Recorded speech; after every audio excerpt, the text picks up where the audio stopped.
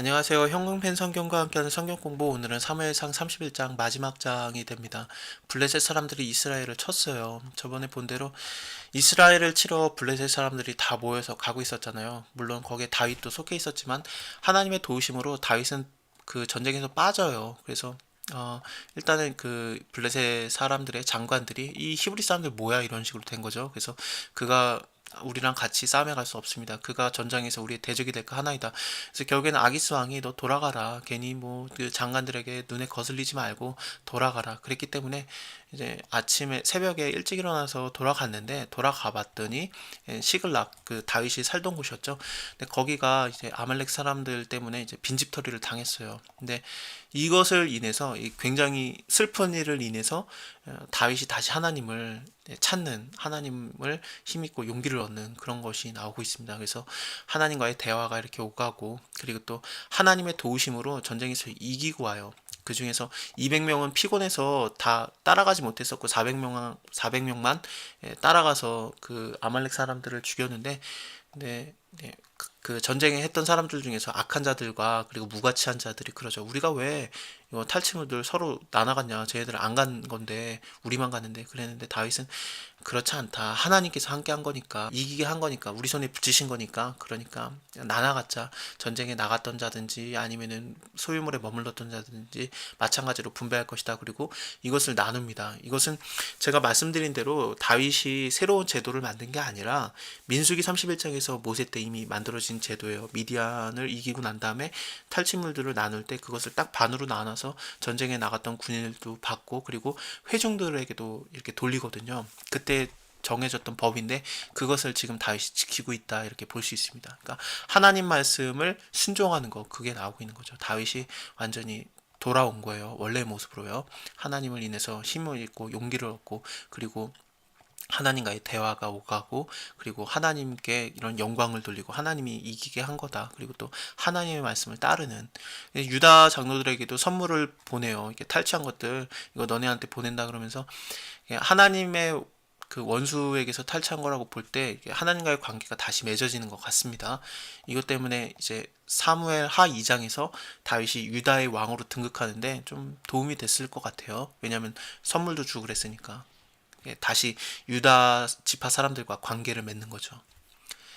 그렇습니다. 그래서 다윗은 이런 일이 있었지만 블레셋 사람들은 이스라엘을 계속 그 치러 갔었고 이겼어요. 그래서 이스라엘 사람들이 블레셋 사람들 앞에서 도망을 가고 길보아 산에서 엎드려져 죽었습니다.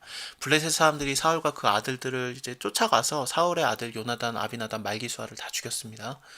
사울이 패전했는데 그 활 쏘는 자가 따라가서 사울에게 활을 쏴서 사울이 중상을 당했어요. 그가 병기든 자에게 이르되 네 칼을 빼서 나를 찔러라. 할례 없는 자들이 와서 나를 찌르고 모욕할까 두려워하노라 했지만 병기든 자가 심히 두려워해서 즐겨 행하지 않았습니다. 왜냐하면 여호와께 기름 부음 받은 자고 또 자기의 주인이잖아요. 그리고 또 왕이기도 하고 그래서 죽이는 것을 즐겨 행하지 아니하니까 사울이 자기 칼을 취하고 그 위에 엎드려져서 좀 자살하는 형태와 같이 죽음을 당하게 됩니다. 병기든 자도 사울의 죽음을 보고 자기도 똑같이 자기 칼 위에 엎드려져서 그와 함께 죽었어요. 사울과 그 세 아들과 병기든 자와 그 모든 사람이 다 그날에 함께 죽었습니다. 다윗이 막 이렇게 사울을 피해서 도망다니다가 이런 말을 했었어요. 그 사울을 죽일 기회가 여러 번 있었거든요. 그때 다윗과 함께하던 자들이 이거 완전히 하나님께서 주신 기회입니다. 이거 두 번 찌를 것도 없이 내가 한 번에 죽이게 하소서 그랬는데 다윗이 내비로 돌아. 하나님이 그를 쳐야 된다. 너네가 치면 안 된다. 하나님 여호와께 기름 부음 받은 자 너네가 치는 게 아니라 하나님이 그를 치실 것이다. 혹시 전쟁에서 죽을까 하노라 그러면서 그것을 26장 10절이었죠. 그때 그런 식으로 얘기를 했었는데 진짜로 전쟁에서 죽어요. 그리고 또 그 사무엘이 죽은 다음에 다시 그 여자 무당에게 빙의가 되잖아요. 그게 진짜 사무엘인지 아니면 악령인지 모르겠는데 그 사무엘 같은 자? 난 모르겠네요. 어쨌든 그 빙의 됐던 사무엘 그도 이제 사울이 죽을 거라고 이렇게 얘기를 했는데 진짜로 죽었습니다. 자, 골짜기 저편에 있는 이스라엘 사람과 요단 건너편에 있는 자들이 이스라엘 사람들이 도망한 것과 그리고 사울과 그 아들들의 죽음을 보고 성읍들을 버리고 도망하며 블레셋 사람들이 일어 거기 거하였습니다.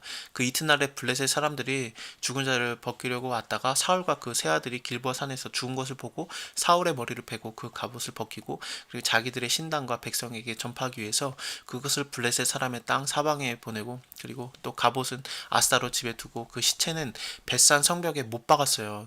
지금 사울이 그 여호와께 기름 부음 받은 자잖아요. 근데 기름 부음 받은 자 그리스도가 되는 건데 못 박혀 있는 겁니다. 이것을 어떤 사람들은 그럴 리가 없겠죠. 예수님하고 연결하는 게 왜냐면 사울을 예수님하고 연결하는 건 그건 좀 무리가 있는 것 같습니다. 어쨌든 이게 좀 수치죠.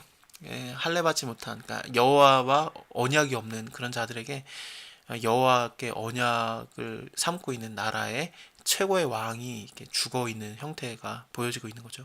그래서 길르앗 야베스 거민들이 길르앗 야베스 하면 길르앗은 일단은 그 요단강 동편 땅이 되잖아요. 그래서 그 거민들이 블레셋 사람들의 사울의 행한 것을 듣고 이제 모든 그 장사들이 일어나요. 그래서 밤새도록 가서 사울과 그 아들들의 시체를 벳산 성벽에서 취하여 가지고 와서 야베스에 돌아와서 거기서 불사르고 그 뼈를 가져다가 야베스 에셀 나무 아래 장사하고 7일을 금식하였습니다.